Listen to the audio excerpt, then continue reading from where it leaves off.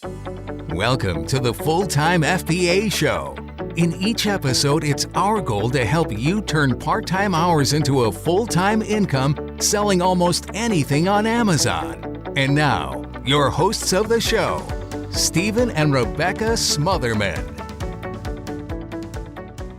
Hello there, and welcome to this episode of the Full-Time FBA Show. We're on episode number 229, and we are talking today about Amazon's new SIPP program and why we think you should not sign up for it. We'll get into the details of why in just a moment, but first I want to welcome to the show my co-host, Stephen Smotherman, who is sounding a little under the weather. I am under the weather. The weather's on top of me, and I'm not doing very good. But I am looking forward to talking about this, especially it being episode 229 on a leap year. I mean... Ooh, 229. Yes. February 29th is coming up. Yep, it's right around the corner, and I'm looking forward to telling you why you should not take part in the SIPP program. Many Amazon sellers might not know this, but there is a new, and I'm putting new in those little scare quotes because it's actually not that new, but it's a new option that they're rolling out to FBA sellers to opt into. It's actually been around for a few years, but they've rebranded it by Amazon to call it the SIPP program. And Amazon sent out an invitation email to most sellers last December, and then they did it again in February, trying to get more sellers to join the SIPP program. And SIPP is spelled SIPP. I don't know if it's actually called the SIPP program or the SIPP program. That's a lot of P's. But it stands for Ship in Product Packaging. And basically, it means that Amazon will ship certain pre-qualified inventory items to your customer by simply putting a shipping label on the item's box or plastic bag. And the Ship-in Product Packaging program does exactly what it says. It will ship your items without a box, without packing materials or air pillows, and it will simply ship those select items directly to your customer and only ship that item in the product's packaging. Yeah, you may have already seen this in action as a customer if you've ever ordered something off of Amazon and the Amazon warehouse just sends it to you with no protective box, just slaps a shipping label on the outside of the box.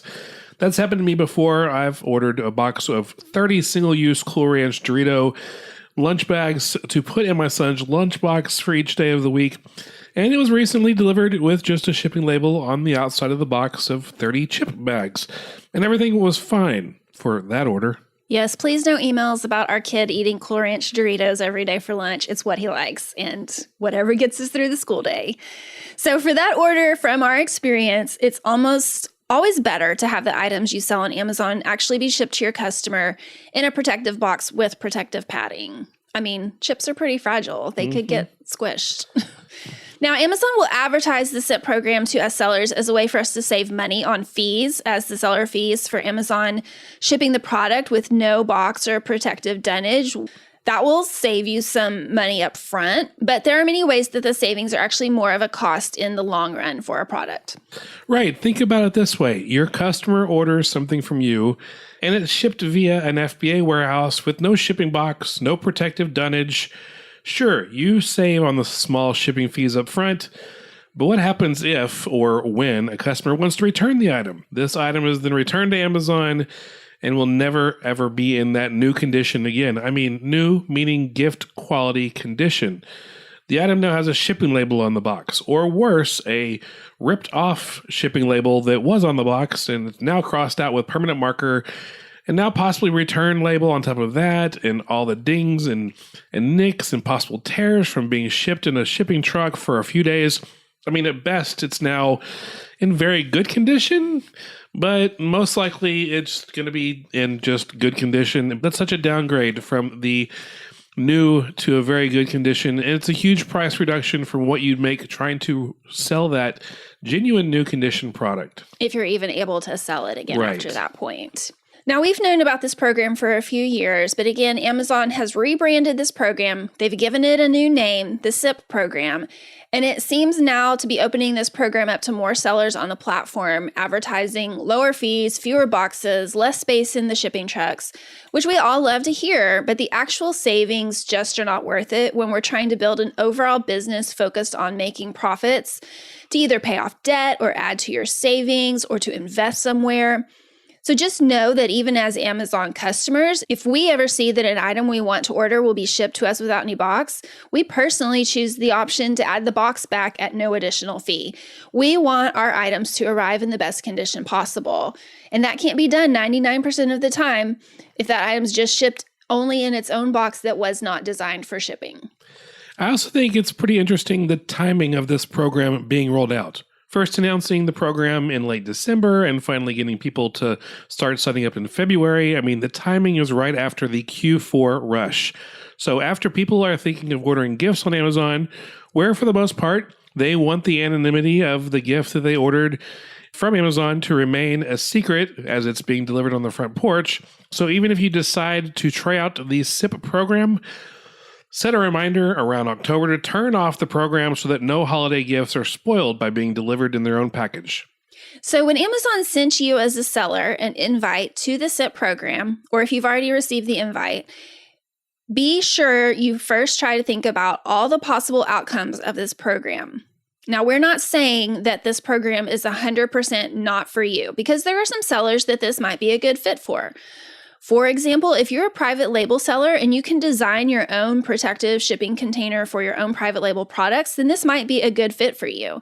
And if that's you and you have items that can survive being shipped without a separate shipping box and you never get returns, then more power to you. But if you're like the vast majority of listeners of this podcast who have a wide variety of items that you are reselling, then just take the time to put some thought into if you want to enroll in this program. We don't recommend it, but you can see if it's good for you and make the best call for your own inventory situation.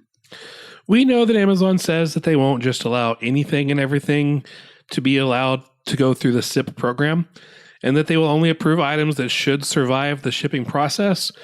But we also know that Amazon is not perfect, and too many things sometimes fall through the cracks.